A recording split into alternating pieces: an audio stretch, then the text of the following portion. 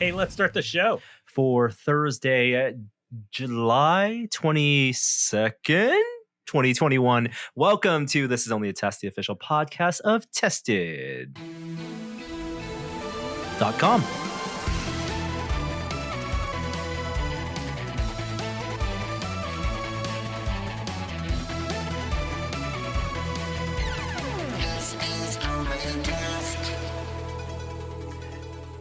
Hello and welcome to the podcast this week. I'm Norm. You're watching the video. I'm drinking coffee, but it is actually the evening time, recording a little bit earlier this week because we're so late on the news and things are all out of whack and mixed up. Instead of Jeremy's at Disneyland, as we talked about last week, with his family. Maybe he's at Universal Studios Hollywood. Who knows? But we'll hear his full report hopefully next week. We have a special guest. Joining us is Dan Stapleton, or a big giant head. If you're watching the video, Dan, I like your framing.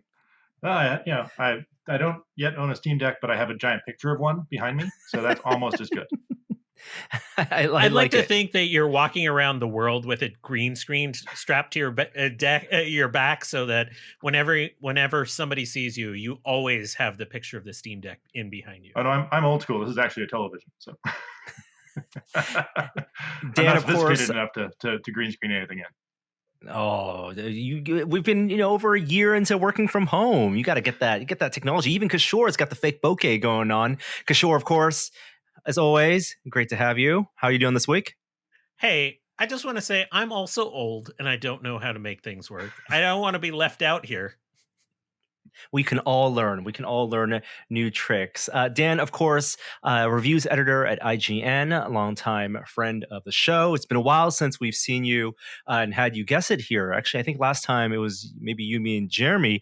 But how are things going in not only the world of IGN, but in the world of games? We feel a bit detached. It's been a while since Will has joined. I think last we chatted with him. We were catching up on some E3 news. But how is that for you? And what's the game season like right now in July of 2021? Well, it's definitely a weird year. There's been, a lot of delays, a lot of things moved around, a lot of things launching in not the best condition, just because of pandemic difficulties, where developers are struggling just like everybody else. We're still talking about Cyberpunk? Oh, I thought we were past that. No, like there have been a number of launches that were less than ideal, and a lot of things being pushed around for I think what was it, Ghostwire Tokyo was just pushed to next year.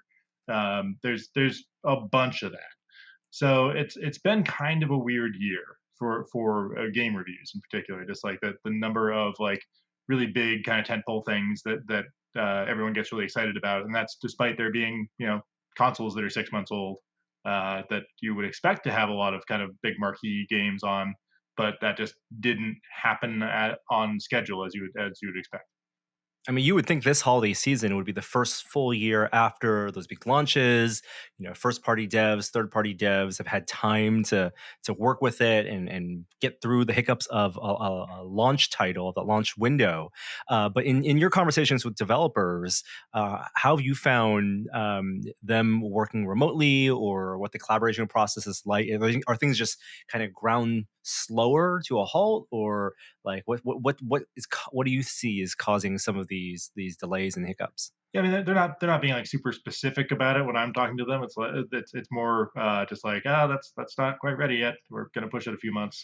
So it's I can only really speculate about what's causing them the difficulties. But I mean, in most instances where you're collaborating with a bunch of people at once, it's just harder to do remotely. Passing data back and forth in a really secure way, so it's not just leaking everywhere, is going to slow you down, I think. Yeah, you see a lot of analogies or analogs between that and maybe the other parts of the entertainment business and movie making or in television. And absolutely, we hear all these stories about how for animated films, everyone's working from home, and productions in live action films have to be halted. When COVID cases come up and with new regulations and new operating procedures. But for game development, I have no idea. It's a different beast, but there are kind of a lot of shared, workflows and production pipelines. What does that mean, especially for a time when I would assume gamers and consumers are super hungry for content, right? Like TV is really flourishing now because we're staying at home and watching TV at home. Movies maybe struggling a little bit, but games, people must be playing more games than ever. Yeah, I mean, there's definitely no shortage of games to play. It's just like they're not coming out at quite the cadence they normally do. I think things are already kind of starting to recover, but it's anytime you slow somebody down for a year, it's gonna have a ripple effect for a while. Yeah. I know what you're saying is true, but the other day I logged into Twitch and like pretty much everyone I was following was playing games from at least 3 to 5 years ago, and with like GTA, with all the people role playing in it being like a hot game again. I was like, is it 2020 anymore? I'm not sure. Yeah, I mean, it's been a great time for a renaissance for a bunch of older games too, and all the live games of service just keep chugging along, keep adding content. So those that's been like again, it's not like there's nothing to play. There's always stuff to play, Yeah, and and you see like those Game those Pass. trends. Game Right, Pass right. has just unloaded a truckload of games on people that maybe they didn't get a chance to play when they first came out, and now they're quote unquote free. And you find almost the best way for publishers and big platforms, and whether it's Sony, Microsoft, or Nintendo, to get people to continue buying new games and not just go back to the classics, where like you can just play Skyrim for the rest of your days, is to get people in groups and communities, get the water cooler moving to the next thing, the next hit, whatever the next thing is, and get people excited because they see additional value, not just playing the game themselves, but that shared community and that shared experience of what other people are, what's hot at the moment, what they're playing at the moment. Yeah. Well, I will just admit this, and people should roast me. I did renew my my Game Pass because they announced Yakuza Like a Dragon was coming to Game Pass, and I was like, I haven't played a JRPG in a long time. And I'm like, I'm not sure that qualifies, but here we go. I'm on the Yakuza train now. Yeah, I guess Chris Tales just came out. That's on Game Pass.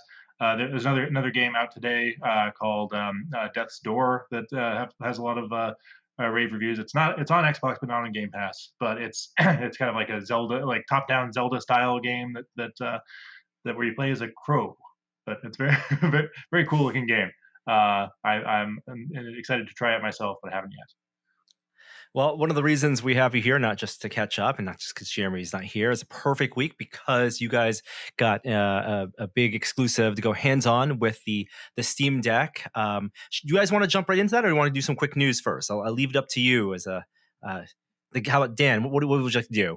Yeah, let's talk Steam Deck. Why not?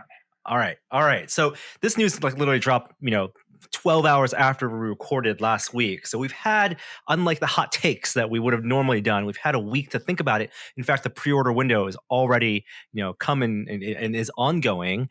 But we can talk about like the sudden announcement. There had been, I think you have to establish the context of there have been rumors about this for a long time, and kind of Valve's history with hardware, why they make hardware themselves, what their kind of motives are, not just because they can and they have the money, although sometimes that feels like that's the case. They do things just because they can and they have the money, but also where the hardware that powers this device and this device runs on is at, that makes it feel like a right time for them to put a full PC in a portable, and also how it relates to maybe the Nintendo Switch and people's expectations and hopes for the Switch. So we can kind of start from wherever you guys want, but what were your kind of immediate thoughts and reactions? I guess you guys had known, Dan, at IGN, because you guys went up for the hands-on, but when you guys were first reached out to and started building up that coverage, what were your kind of thoughts and impressions about why Valve made this device?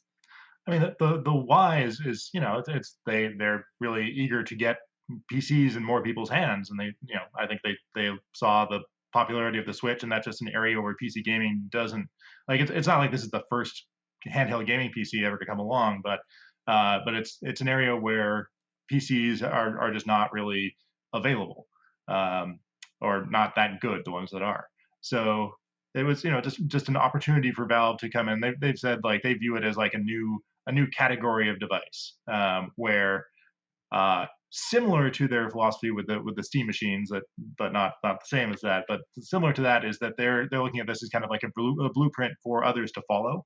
They're making their OS available to anyone. They're putting out the specs of the device basically for other hardware makers to come along and put their own spin on it, do their own more or less powerful variations on it, and just create this jumpstart a new category of PC gaming. And you look at the hardware that they've created in the past, right? So Steam machines, this feels most akin to that. That was a set-top box, ran Linux, but unfortunately only ran Steam games that were Linux native, which is probably the biggest hindrance of that. I don't know if they work with partners to do OEMs to do manufacturing under their labels, but I don't know. There wasn't like a Valve proper No, Valve. Steam machine, right? They never actually did fulfillment. That is the big difference between this and the Steam machine idea, is that this is Valve made hardware rather than like Valve putting out just like, here's vaguely what a Steam machine should be, here's the OS that it runs. Right. They made the OS for that, but all the it's like Alienware and Dell and everybody else. I guess that's the same company, but but a bunch of other companies making their Steam machine branded boxes. But it was just so kind of disorganized, and like what was a Steam machine, nobody knew. It was just all over the place. It ran Steam, but a version of Steam, Linux Steam. It played the games under your account that were recompiled for Linux. And set-top boxes were very popular, of course, right? Media devices, NVIDIA had the Shield, and there's still things that they kind of are as small as a Chromecast to as big as your PS5 is kind of like your set-top box, in that category. But then they also learned a lot from Steam Link, Steam Controller, and the Valve Index hardware that they developed and they shipped. Steam Link and Steam Controller, I think there are a lot of people who have a lot of fond memories of those, and people still use those to these days. We can give some context, because Steam Link was just a small streaming puck. It was a way for you to use the hardware on your desktop PC or laptop and encode video, and through low latency on a local network, play that over HDMI on your big screen TV, which is now kind of commonplace. Like streaming is a thing, right? Like that was, if they were one of the early people to push for that, it is now a fully realized way for people to play games from phone to TV. Yeah, and the Steam Link box is basically discontinued now. But like there's an app, a Steam app on my Exactly. Samsung TV that you can use. You don't even need separate hardware anymore if you've got a recent TV. Right. And then Steam Controller, also fascinating because it was launched at the same time, around the same time as the Link, but really as a way to get what you would think of as keyboard mouse games, or games that were native from a user interface and user experience standpoint, on your desktop or laptop, to the couch, the lean back experience. And they went with all the weird prototypes. I remember the trackballs. They had the trackballs that would be under the controller, right? The anatomically familiar ones. To the end, what they ended up with was the actuators and the haptics, which were really cool, and a lot of people still swear by them. I think the biggest thing that came out of that was maybe the software mapping system in Steam, where the people could create all sorts of profiles and share profiles for how you could have custom controllers to map to the games. Yeah, and they've definitely carried over a lot of that. With what they built for the controller. I mean, first they carried that over to the Index controllers, because you've got all the haptics and touchpads on those. But they've also carried that forward to the Steam Deck, which has touchpads right under the thumbsticks. Yes, and then the Valve Index, really, as we know and our audience knows, really to push again a whole new style of gaming. PC gaming, still wired VR gaming, but again, a whole different way to play games in VR. So we can think of that maybe as a separate track as what Steam Deck is hoping to accomplish. But the experience they've had with manufacturing hardware, a lot of which is done locally up in the Seattle area, as well as fulfillment, customer support, I think hopefully that makes Steam Deck a more confident launch. Although the pre-order system was still a little bit of a mess. I've seen worse. I've seen worse. Yes, we've all seen worse, but yes. As all of us that still don't have a PS5 can attest to, there are absolutely, problems. absolutely. So it brings up two points though. Like, one, do you think they can actually deliver the number of units that are being pre-ordered? And we've gotten rumors based off of people hacking HTML that it's, upwards of 70K orders went through just that first weekend. Who knows? The first 90 minutes, correct. right? Yeah, first 90 minutes, sorry. Who knows if that's actually the correct number? I mean, I can't buy a new car right now because there's such a shortage in chips. Do you actually buy their supply chain is really streamlined to actually deliver on these in 2022? I mean, if there's anyone that's going to miss a deadline in gaming, it might be Valve. Yeah, they'll deliver them on Valve time.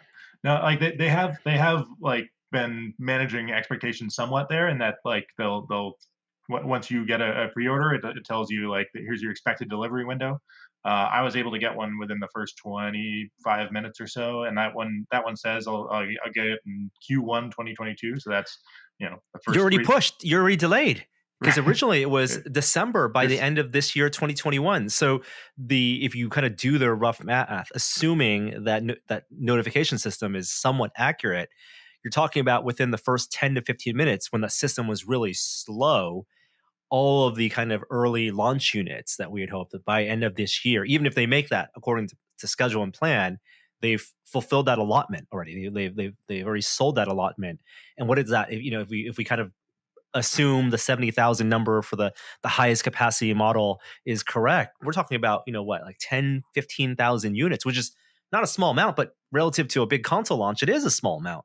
Right. Yeah, and it's not millions and millions of these things out the door in the first months. It's going to be a slower rollout. But I mean, like, if you look at the index, it was the same way, right? It was like people rushed to get those, and like they struggled to get all those orders filled, but they did eventually. And then I don't think it'll be like, and obviously that was pre-pandemic, so who knows? I don't think that they would have gone into this expecting or telling people to like December and then like not be able to deliver it for like a year after that. So I think it'll definitely be months for most people. Like if you order one right now, you probably wouldn't get it until like Q3.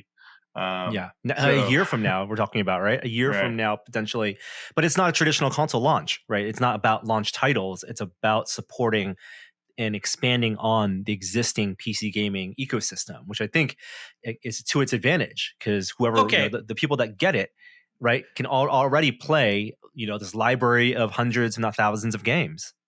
All right, let's hit the brakes a little bit. Yeah, just a little bit, in the sense of like, I've read so many articles that are like, this is putting a PC in your hand. And I was like, but with this design, it can't operate in the same way my desktop works. It has to like use memory in a pooled way. It can't just run like, the games that I'm used to playing on a desktop PC. Whoa. Let's talk about that. Let's talk about that. We should get into that because the specs are starting to leak out, right? They announced the specs. I think they're pretty upfront about what's inside, and that may tie into as we talk about the components, where the shortages can come from. Because anyone who's had tried to buy a graphics card in the past year will know, and especially AMD card, right? So this is an AMD Zen 2 architecture, the same architecture that you'd find in like the Xbox Series S. But half the number of cores. And so where a lot of next-gen, console gaming, next-gen console gaming starts at the Xbox Series S. That's like the baseline. You go up from that to PS5 and Xbox Series X. This is half as powerful in terms of sheer cores. Also, the CPU is clocked slower. It's ranging, 2.4 to 3.5 gigahertz, but it's also rendering with a smaller target and a smaller power wattage. TDP is only 20 watts, including display, versus up to 100 watts on just the console itself. So it's using less power because it needs to, because it's a mobile system. It's only rendering at 720p maximum, or 800p, right, on their screen. And with current games technology, one of the big jumps has been kind of rendering games, actually scaling games internally in the engine. So even though you might be outputting to a 4K display, or here a 720 display, it could be rendering at 480 or 540 or some weird resolution, and then using a scaler to bump it up just to keep frame rates. And by all estimations, I think Digital Foundry had a great breakdown of their hopes for the system. They think it can do a modern PC game, we'll say, high settings, 30 FPS. If that's the target, they think they can do that. It's not going to be 4K HDR, 120 FPS, 144 FPS, which you might expect that from a full desktop system or even a laptop system. But the pricing, it's not as nearly expensive as a high-end gaming laptop either. Yeah, I mean it's a $400 to $650 device depending on the storage space you get. But no, our guys that went up there and played it, they were playing things like Doom Eternal, Star Wars Jedi Fallen Order. They were playing Death Stranding, and they said that last gen games, previous generation games. Yeah. Yeah. And by all their accounts, all of them ran well at high settings. Like they weren't able to take like frame rate measurements or anything, but it wasn't obviously stuttering or anything like that. They said it was a very good experience on modern games. The bigger question I have is how close their partnership is with AMD and how much low level access they're going to allow their developers to have to optimize, because you can't do an apples comparison for mobile hardware and PC hardware when you're talking about like having to run on Linux plus an emulation layer with Proton, or even installing Windows on this thing. Even if you're installing Windows, the amount of teraflops you have on your desktop PC, you're kind of using. It's a little less efficient, we'll say, than a natively developed system like on a Nintendo Switch. Nintendo Switch, even the new Switch on the OLED version, it runs an NVIDIA Tegra, right? It runs a Tegra, and that's a generations old chip. But with all the optimizations and all the access NVIDIA's given Nintendo developers, they can make a game like Breath of the Wild, optimize for that. Yeah, like that chip was old in 2016 when the Switch came out. Right. So right. it's pretty long in the tooth right now. But that's how they could sell a ton of them. Yep. But yeah, it's like it's unclear, like all the kind of nitty gritty stuff at this point. Like nobody's got one to tear it apart or to run detailed benchmarks on it. So it's purely experiential so far. And I think Valve has also said in the interviews that they see this, they hope it's a success, and by all indications, it will be about the control and form factor and usability on that screen. Do people want to play MOBAs and RTSs or Civilization on that touchscreen, or use their kind of the lessons they've learned from the Valve controllers on those two touchpads? I don't even know, has it been made clear, are those touchpads, they say HD haptics, but will it have the same type of actuator style haptics as the Steam controller?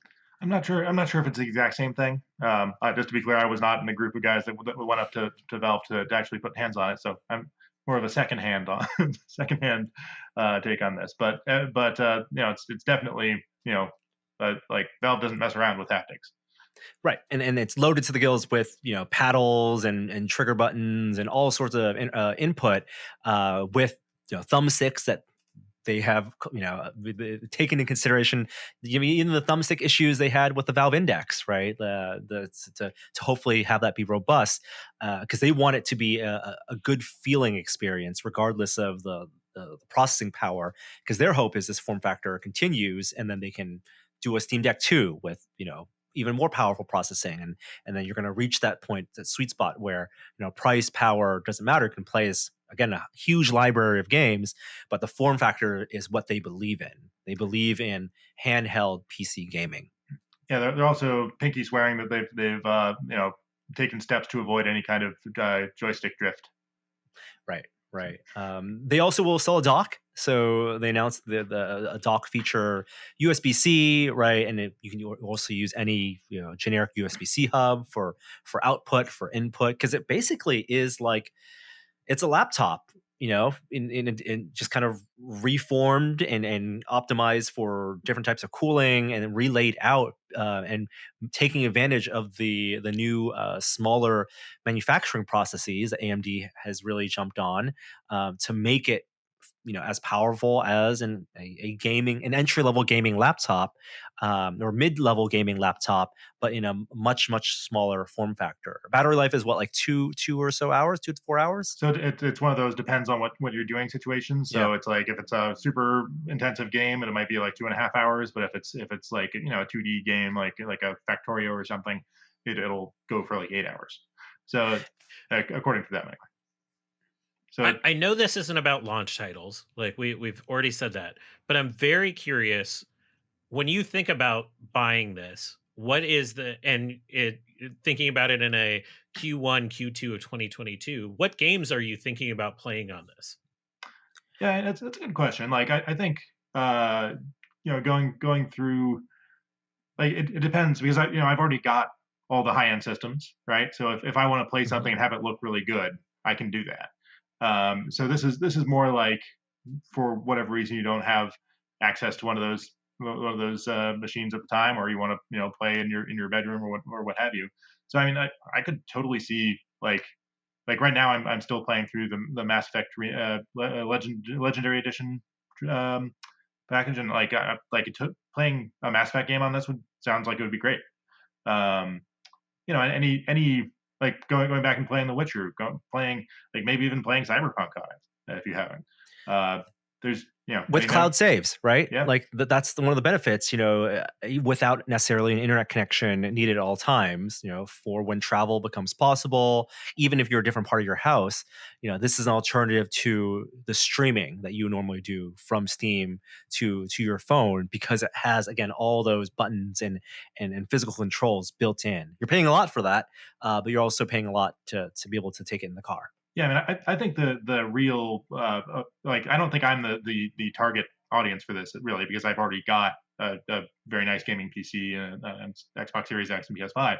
So I think it's more about people who maybe they've got a console or two, but they don't have a gaming PC, and this lets you immediately access all of Steam effectively. Like there are a handful of things that won't work on it because of like anti-cheat concerns, like that doesn't work with Proton, but they're working to resolve that issue. But like you can't play like PUBG on it right now.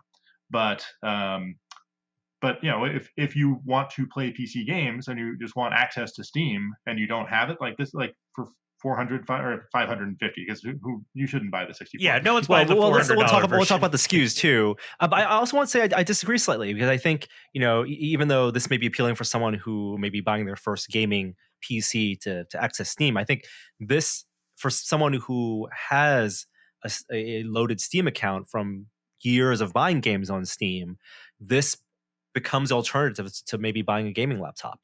Yeah. And you have to make that choice. Do I want to spend, maybe I don't want to spend $2,000 on a gaming laptop, and I can split that up and spend $1,200 on a ultra portable for productivity, and then have something dedicated for games that can access my Steam library and that cloud saving and all that stuff, all the benefits of that. Basically, like you look at your Steam library, and the more games you have, the more games you've bought already that you haven't had time to play, the more potential this comes out of the box already with, which is going back to that, no need for a launch lineup. The launch lineup, you can invest in that now just by buying games on Steam, which is Valve's plan all along. They want people to continue buying games on Steam. But I guess with this, you could buy games on Epic Game Store, right? You can install Windows. I think you can't deny that there are going to be people who want to emulate, legally or not, yes, Nintendo games on this, and it's an open platform, and that's one of the reasons why people want to load up and buy the highest capacity SKU, because not only is it 512 gigs with expandability, but you're also going to get the fastest read write on that storage at the highest SKU. So even though they say launch at $400, and that for them, even Gabe Newell said it was tough to get to that price point. Really, as we saw with the so-called leaked sales numbers, it was really the 512 SKU. People were more than happy to go pay $600 and put $5 down to commit to paying $650 on this thing. Yeah, I went for the 256 gig model myself, just because Like it seems like the version that I think probably most people are going to want. But I like I guess the higher end one also has like a nicer screen, like a anti-glare Oh, the screen. anti-glare. Yeah. But I felt like it was a good midpoint. I also like how it took us 3 minutes to get from, I'm not the target audience for this, so I ordered the 256 gigabit. No, I guess it is for my work. I do need to have access. Fair. So, it's You're telling me it's a write-off. Right. I don't think that I like would have gone and bought one myself just because of I now work from home. If I still had a 2-hour commute each day, 1 hour each way, then it would make a lot more sense. But I'm basically always in my home when I want to play a game, and I already have streaming as a solution to play from my bedroom or what have you. So I don't think that again, I don't think I'm really the target audience for it. Can I ask just one other sort of tangential thing? What did you think about the buying experience with the supposed like anti-scalper? You have to have made a purchase on Steam before. Did that work? So innovative. Do you think? Yes. I mean, so explain what they did, Kishore. Basically, you had to have made a purchase through your Steam account in the last, I think it was 6 months, or was it a year? I can't remember. But you had to have actually had a real account that did something, not just something that was created that day, to participate in the pre-order. And as somebody who has been victimized, that's too strong of a word, by scalping at console launches, I appreciated them doing this. And I really wonder if this is going to take hold as become a thing. Yeah, I mean, I think that it was very smart. Anything you can do to just try and limit the number of bad actors. Like obviously there was still a whole bunch of Steam Deck pre-orders up on eBay immediately for like $5,000. It's absurd. Oof. But I don't know if anyone was actually buying those. But that's what they put them up for. But anything you can do to limit that and actually get them into the hands of people who want them, great. Yeah. And I don't see like Microsoft or Sony or Nintendo adopting that kind of thing just because they can produce more of them. Like they have under ideal circumstances, if not for pandemic restrictions, like they'll sell everyone that they possibly can. They're super happy to do that. They don't necessarily care that much who buys them, as long as they pass the buck onto the retailers. Right. It's Best Buy and GameStop's fault that you can't get one, not Microsoft and Sony. Right. Yeah. This is a super interesting piece of hardware. I mean, I really hope that part of me really, like maybe with an Apple product, I want the second generation one already. Mm-hmm. I want the one that longer battery life, not necessarily even better screen, but just something that can, once the current generation of PS5 and Xbox Series S and X games become more mature, I want the hardware, the next gen AMD chip, the ones that can run this new generation of games. That's what I'd be excited for. And I don't know if this is something that I might put in the living room and plug into the TV and play those PC games on the TV, right? I don't know like what the potential is for that. In my head, it's about playing those indie games, a lot of the games that were even announced over E3, the beautiful side scrollers, and games like Inside in the past couple of years that I just want to go through and were made for gamepad. I don't see myself really playing keyboard mouse games on this. Yeah, definitely. Or docking it and using a Bluetooth keyboard mouse. Yeah, I mean, for something like Civilization or XCOM or something turn-based, sure. Yeah. And they put. I forget if they put XCOM out on Switch, but they definitely put Civilization out on Switch. I think they did.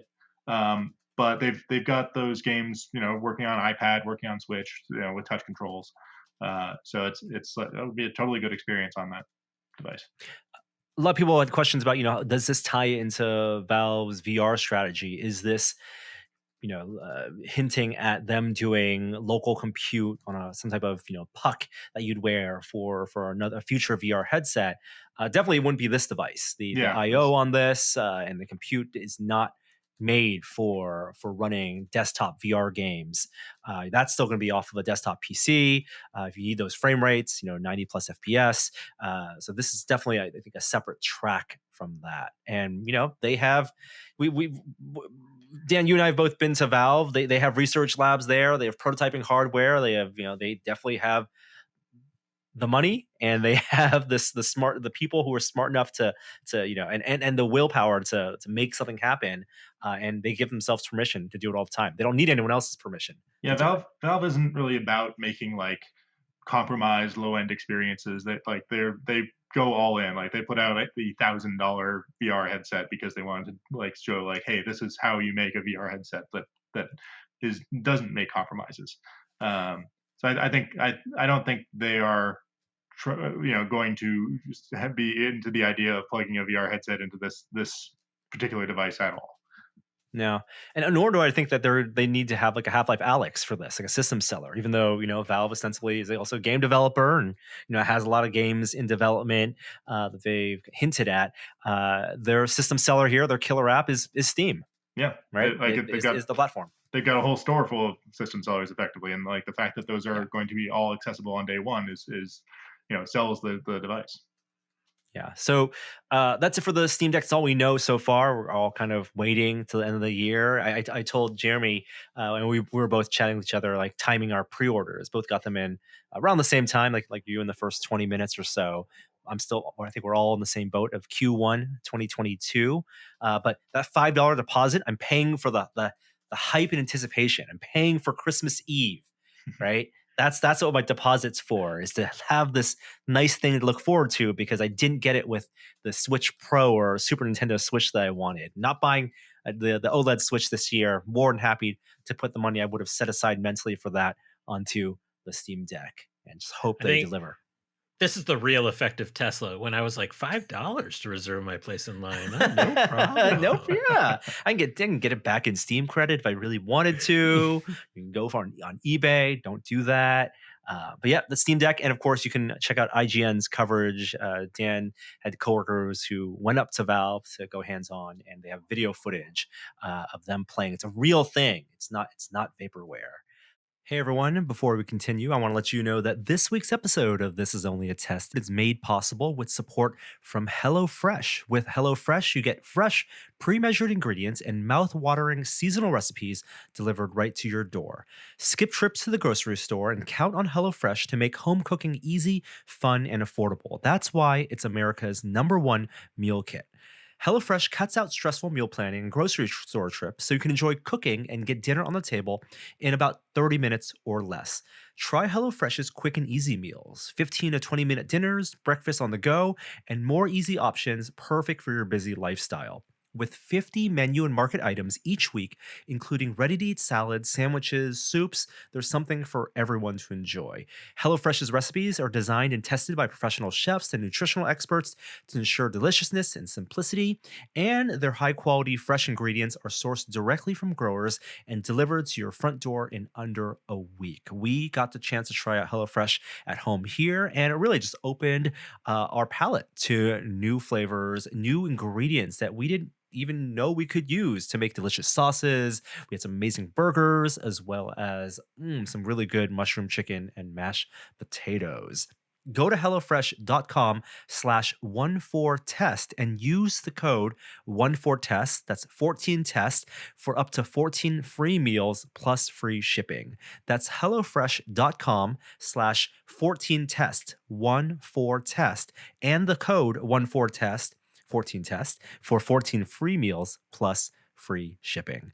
Now back to the show. Before we move on to the second part of the second big story, which I'll tell you right now is going to be about the Loki finale, which we'll go into with all sorts of spoilers. I do want to do a quick few news hits. First off, in the streaming world, we had the release of Space Jam. Never go full synergy is what we'll call that. We did not enjoy that in this house, unfortunately. But it did do better at the box office in theaters than Black Widow did in its second week. So last week we talked about the big Disney premiere numbers at Disney announced for Black Widow, as well as domestic and international ticket sales, but a massive over 60% plummet weekend to weekend, which is the biggest plummet for MCU film, bigger than Ant-Man, even Ant-Man and the Wasp. So I think what we said last week about maybe the premiere access numbers cannibalizing the second weekend numbers, people who would have normally waited a few weeks to watch in theaters, watching it that first weekend at home because of convenience. That skews what we think of as traditionally the box office numbers. Did you guys, Dan, did you end up watching Black Widow? I disagree with that assessment. Really? I think like in the context of a country whose COVID cases have tripled in the last week due to Delta variant, I don't think we can associate it purely to cannibalizing from Disney Premier Access. There are countervailing factors out in the world that are preventing people from going to see movies. Sure. But I think the traditional like multiplier effect that the box office analysts would apply to the first weekend numbers, that's out the window. It might have had a strong first weekend start with 80 million in Fast 9 at the same, strong relative in the COVID times first weekend start. But that might be just like the rush of people who are okay going to theaters now. And then the vast majority of people still looking to stay at home and pick up something and watch it through sheer convenience. Although Disney will maybe be quick to blame piracy, or Hollywood might be quick to blame piracy, but I don't think that's that. I think that's less of a factor. That was going to happen anyway. I think it really is, like Kishore said, where the world is right now and people's general comfort level. Yeah, I mean, I think also it's just like Black Widow was never going to be like the as big a movie as Infinity War or even Captain Marvel necessarily. Like she's been in so many movies that like, oh, we finally get to see a Black Widow movie. Like it's just not a super exciting concept, right? It's like she's a good character.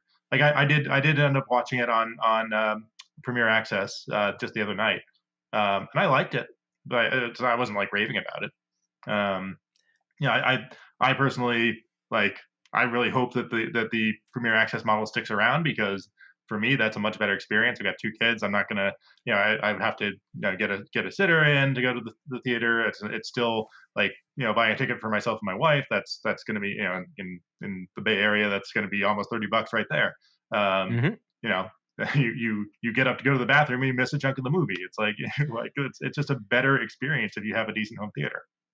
And a lot of people maybe invested in new home entertainment systems over the past year to watch all that TV, and so they want to make more use of that. I think the idea that Kishore floated last week about the Premiere Access might be not day and date going forward, right? Disney might make it like the second weekend, consider that the second weekend number, and try to encourage people maybe in the holiday season, depending on where the world's at, to watch it. If you want to see it opening day, you have to go to a theater. But if you want the convenience of watching it at home, you have to wait maybe 1 week or 2 weeks. And I could see that model. I could see them choosing that model in the hopes that it'll bolster their overall bottom line. But like as far as Disney is concerned, why does Disney care if they're cannibalizing their theaters sales? Like they're getting 100% of the $30 that they're not. They're not. They have to pay Apple. If you rent it on Apple TV. I did not rent it. I got it through Disney Plus. Did you do it on Disney Plus on an Apple TV app, or did you do it on their website? I did it on the Samsung. There's maybe a revenue share model there. So definitely there's some revenue model, but I think it's a lot better than it would be sharing with the theater. Yes, but I think they would have normally factored that in as like a home video rental. Like they would have want people like, last week we talked about that experience of, like Dan, you and I watched Dark Knight in theaters. We watched it multiple times because in 2005, we were like, you watch a movie, you have this like feeling of how great that movie is. And the next time you get to watch that movie is you have to pay another $12 to go to the theaters to watch it, or watch it in IMAX and get a different experience. And the repeat viewings has been a big tradition in Hollywood, and they've kind of banked on that for box office, and then double dip because then people buy the DVD or stream it. Here, all that being combined in one purchase they're losing all that double dipping or triple dipping opportunities.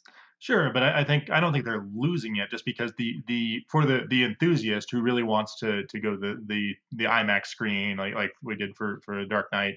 If you really value that theater experience, you're still going to do that, and that still exists. But it was the only option before. It was the Right. only option, and through limited options, if I had the choice back then to just watch it multiple times at home, I probably just paid one time to watch multiple times at home. Right, so but you're paying $30 to do that as opposed to you get a matinee ticket for $8 or whatever. Right. Yeah. So yeah. so it's not like if they were renting this out for like $6 or something like that, then that would be a terrible idea for them. But at $30, I like. And granted, like you don't have to if you've got a family or a group of friends that are going to come watch it at your house. That's not a great deal for Disney, but it's a great deal for you. I think it's also the accounting and how they allot how much the movie is made, because it's also $30 on top of a subscription. And for them, they want to see the numbers. They want to maintain or grow box office numbers at the same time as growing streaming numbers, right? They don't, their bean counters aren't going to be like, oh, our box office numbers are down, but they're made up for by streaming numbers. No, it's a new business they invested in. They want growth everywhere, right? That's what their investors want. Yeah, and speaking of that, it's interesting that they're comparing it to Space Jam. It's like, oh well, Space Jam's making all this money at the theater. Space Jam's on HBO Max. Yeah. Yeah, it's like that's right. And you don't even have to pay $30 for it if you subscribe. Right. So it's like, what? Yep, I don't understand. Like, it seems like that's not something you want to directly compare this to. Yeah, and Warner's is has its own issues, right? They announce all their day and date releases for movies that they spent hundreds of millions, on this year, but probably going forward, theaters are pushing back, and it may not be the case next year. One more quick story I want to talk about before we talk about Loki. We have to acknowledge that as we're recording at the end of day Tuesday, this morning, we also had Wally Funk became the oldest person to fly into quote unquote space on a Blue Origin rocket. Kishore, you want to tell us about that? I said some nice things about the Virgin Galactic launch last week. This was a lot weirder. Like, as a viewing experience, this was very strange. So the achievement, awesome. The viewing experience, the post interviews, especially the villainous laugh that came in one of those post interviews. I hate to say it because I'm not really a meme lord, but just the aesthetic of this rocket, I'll just say, caused some. There's a lot of Austin Powers was trending on Twitter. We'll leave it at that, right? I think as a purely viewing experience, because something happened the week before, and there is a way that I feel like I got views from last week, like watching that ship drop, that were so much more dramatic than this. That made this less interesting from a viewing experience. From just a pure technology and science experience, this is actually more important than what we saw, because the ability for Blue Origin's design to be reused and to send heavier payloads into space is much more significant than what the Virgin Galactic design is. So it might be a more important achievement. It just wasn't great viewing. So they had a marketing problem. They had a publicity problem. They had a media problem in general, because they could not do this launch without their boss being front and center and being the story. And so we'll give it some time. This is get it done, get it out of the way. Fine. Let the billionaires plant their flags. And now let's talk about what they can do, what these companies, which are still going to be around and still have business plans and still, hopefully are doing the research, what their hopes for pushing space exploration and taking the load off of, NASA, what they can do in that field. Okay, so let's talk about Loki. We only have about 10, 15 minutes left. I assume both of you saw the finale. I'm going to pop on Les spoiler light. First of all, impressions. What did you think of the finale, the season, and how do you think it ranks in the MCU show pantheon so far? Dan, let's start with you as the guest. I think it's my favorite of the three shows so far. I think it finished strong, which the other two did not. I think that the introduction of Kang's, or He Who Remains, I think that was really smart the way they did that. Just because even I wasn't sure about Jonathan Majors' performance at first. He's like a little bit too goofy. It's like, oh, is this is going to be the villain for the Ant-Man, the Quantumania, and going forward, maybe the next Thanos level villain. It's like, hey, it's a little bit weird, but it's like, oh no, this is just one variant of him. This is not actually that guy. So that was a very interesting pseudo introduction to this character. And it's somebody I only know about vaguely. I've never read a comic with Kang in it, but I know the basic premise of his character. I think they did a good job of introducing it without it was an exposition dump, but it wasn't. It was fun. It was a fun exposition dump. As far as the season as a whole, it had its ups and downs, but I really liked the creativity and zaniness of it. Whereas I think both WandaVision and Falcon, the Winter Soldier, I think they started out with a lot of humor and then lost it. This maintained humor all throughout, which I think is kind of necessary for these kind of shows. Kishore? Yo, this was so freaking good. I was shook by this. This hour was maybe the sixth best thing the MCU has produced overall. Because it was a surprise, the best show, or because of what they did? It's because of everything, the whole mood around this. So can we first talk about Miss Minutes' appearance in this show? Was some of the best acting by a clock ever recorded in human history. Give her the Emmy now. It was terrifying what Miss Minutes did. And then Jonathan Majors' performance is deeply unsettling. And he does this amazing twist where he offers them two choices, but in offering them the binary, he forces them into a pathway forward because he understands Loki.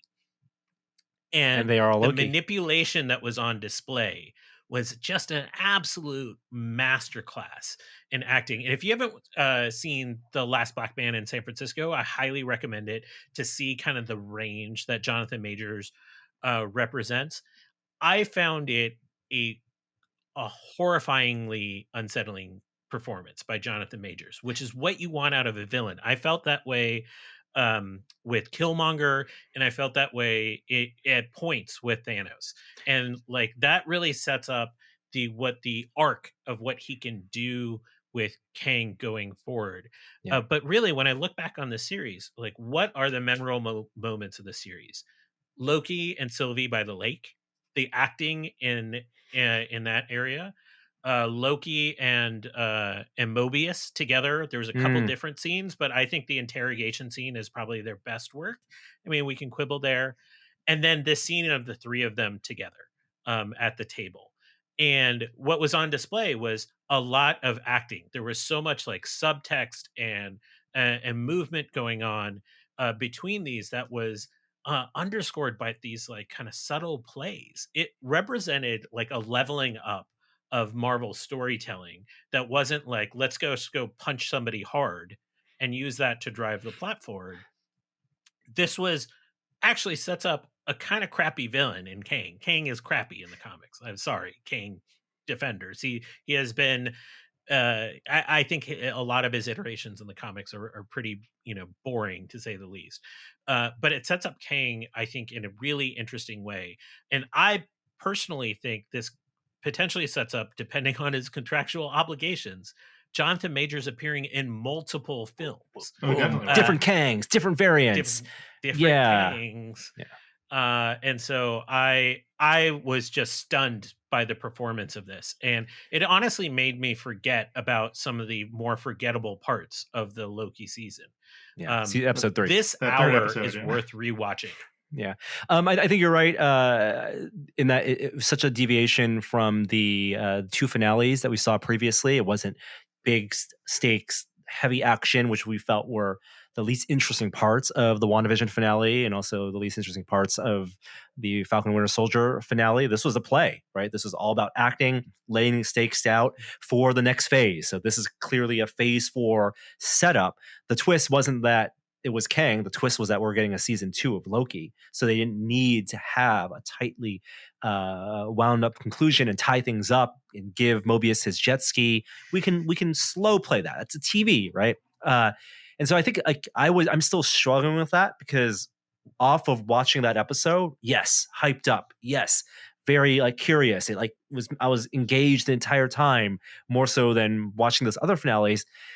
But because I didn't they didn't tell you season 2 was coming, I was still waiting for more emotional closure. And it had that great scene with Loki and Sylvie and him, bearing his soul. He's vulnerable. When she kicks him, before she kicks him through the portal, he says what the thing he wants most is her to be okay. And that's like him caring for someone else. That's character growth for him. But also it's reflective of his wants for himself, because she is a version of him, and it's his own trauma. He wants Loki's to be okay, because they are not. They've been they've been suffering in all versions. I still felt like the emotional closure in WandaVision resonated more for me. Not that first half of that finale, but you think of that last couple scenes with her and Vision. I still love the audaciousness of that show, what they did with the different themes and the mystery that built up. This one did feel like bigger budget Doctor Who, felt more like high budget TV, and all the big moves were done at this last episode. So some clarity for the comics fans. Kang is human, descendant of Reed Richards. So this connects a lot of anticipation for Fantastic Four, which they've announced. It feels like this Kang at the end of time is also a version of Immortus in the comics. So it's not really Kang. Kang is a villain. If people are bummed out that Jonathan Majors' performance is eccentric and aloof and not what they kind of think of as like a Thanos-style villain, wait till the Kang version of Kang, the Conqueror version of Kang comes. And I like the idea, Kishore, that you put out there of Kang popping up and Jonathan Majors popping up in multiple movies, different versions, because you have Multiverse of Madness, Quantumania, and other TV shows going forward. So it's weird. We got like Black Widow and Hawkeye and a more grounded superhero drama, as well as this crazy cosmic stuff at the same time. I mean, that's Marvel. I think one of the things that it left me with is just the fact that how wide open everything is right now. Like there's a lot of like parallels to like the keepers of the sacred timeline is like Kevin Feige and all the writers like establishing, hey, this is like the Marvel Cinematic Universe. All of this stuff is consistent in this timeline. But now they're saying there are all kinds of timelines. They're clearly building up to they said the words multiversal war. Like that's where this is all going, and at which point they'll go nuts. They'll have all kinds of different versions of every character. This gives them a blank check to recast, revamp, retcon, whatever they want. And then at the end of the when everything is completely out of control, they say, "Oh, this is going to destroy everything. We have to collapse it back down to one." And that gives them they do in the comics, right. Like they just do in the comics. Right. This comics, this version Ultimates aren't selling very well. Let's just do a big event to close up that universe, but we'll save Miles Morales and keep him for cherry pick the best parts as we reboot. Exactly, and like this, honestly, this gives them a path forward for Black Panther. Like we could conceivably see like Michael B. Jordan come back as Black Panther. Like a variant or Wolverine, right? And right. I think fans are, it neatly helps them tie in all the bureaucratic, reboots and the kind of behind the scenes how the sausage is made of superheroes in Hollywood, because the expectation is, you can have multiple Spider-Mans. You can tie up all those things and make it all canon in one way, and so you can be a fan of it all. You don't need to say, Tobey Maguire was my favorite Spider-Man, and that's the real Spider-Man. There is no real Spider-Man, right? It's all MCU under that umbrella now. Yeah, it's kind of. I was going to say, if we learned anything from memes, is that there is no one Spider-Man. There's only two pointing at each other. That's right. Yeah, it's not super dissimilar to what they did with the Star Trek movies, where they did an in-universe reboot, where it's like, this is all kind of one continuity, but we did some wacky time travel stuff, and now it's like its own thing. So, but Spock is still the same character. So it's they call that a soft reboot as opposed to a hard reboot is the technical term, I believe. You also have to give credit to DC for embracing the multiverse in their TV show and their Arrowverse stuff, even pulling in actors from the films. They're doing that with the Flash movie, with bringing it back to Michael Keaton's Batman. And so I think it's a general awareness that fans are okay with it. It's not going to confuse fans. Don't worry, there are plenty of YouTube explainers that will help you reconcile all the weird characters and appearances and different timelines. That is a good point. Like the Flash is doing the same like alternate realities thing. Like it's weird to see both DC and Marvel doing the same concept at the same time. It's just that one makes a lot more money doing it differently than the others. I will say the dangerous thing about this is the don't give me hope situation, which is this actually sets up a meaningful way for the Fantastic Four to enter the universe. The first family, which has been mangled throughout film history, finally has a pathway into this universe that potentially makes sense now. You mean fully formed, not a origin, continuation. They're new heroes. They can have a history. Same with the X-Men. I think same with the X-Men, because I don't think we need to see another. I think origin stories. Let's tell origin stories of new, younger characters, and for some of the familiar ones, get into the action. I think people just want to see. Have you ever wondered how Bruce Wayne actually became Batman? Because I do. It does keep me up at night. I think pearls are involved or something like that. Sometimes Zorro, but I'm not sure. Maybe it's the opera. Yeah. And we could use another Spider-Man origin story. I mean, with what comes with great power, I don't even know. Yeah, I think they handled that quite well in Into the Spider-Verse. And maybe that's Sony and that's its own thing. So I think one big question is what happens going forward after this next Spider-Man No Way Home movie, when Tom Holland's contract is under the Sony umbrella. Yeah, it could be that they just like split him off into his own reality, and it's like where'd Spider-Man go? He's off in his own thing. He's contractually obligated to only interact with these characters. Yeah, he's off with Tom Hardy now. Yes, yeah. All right, that does it for the show. Dan, I want to thank you so much for jumping on this week. Where can people find more of your work and IGN's coverage, and any things you want to give a shout out to? IGN.com is where most of my stuff lives. That isn't just a random tweet. But yeah, that's what you should look for. Yeah. Awesome. And hopefully Jeremy will be back next week to regale us of tales from Galaxy's Edge and Tales from Batu, because last we heard he was able to get boarded. He did secure a boarding pass on Rise of the Resistance. So I can't wait to get his feedback, as well as his road trip adventures in his new EV. All right. As always, you'll be able to find our content on Tested.com. And thank you so much for listening. I'll play an outro just over some of this video, so we don't need to listen to it now. But thank you, Dan. Thanks, Kishore, and we will see you next week. Bye. Hi there, I didn't see you. Tested.